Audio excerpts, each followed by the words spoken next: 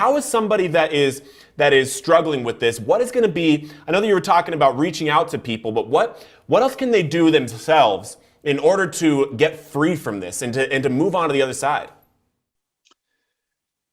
Yeah, well, I guess it's really going to depend on, where's the guy at, in his journey. I think the first step of freedom, the first step of recovery, whether it's pornography, drugs, alcohol, gambling, shopping, whatever it is you first got to decide that you're ready and make that decision and make that commitment to yourself. And I advise committing it to somebody else as well. Could be a coach, could be a pastor, could be a therapist, could be a best friend.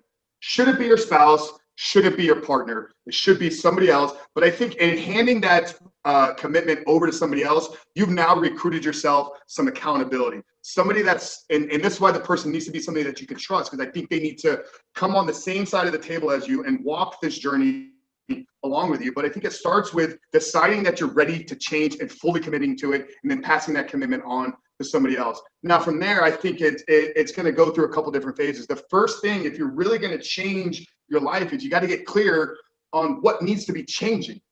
Like with the work that we do here at Rebuild Recovery, yeah, we're aiming to remove porn from our men's lives, but if we just focus on removing the porn and we didn't focus on building him up, there's a reason why the company is called Rebuild Recovery, because we're rebuilding men's lives. But if we don't identify the problems in which porn has negatively impacted it, we then can't build a proactive plan to get us out of it. So I think it starts with making the decision and the commitment to yourself, recruiting some accountability, and then looking at the areas in which the negative impact has taken place. Once you've identified, okay, my consumption of porn is holding me back from actually getting the job that I want, then you get clear on building a plan to build yourself up, acquire the skills you need to move up in your company, get a plan to start the business that you're ready to launch. So you got to have a plan to move forward to get out of it.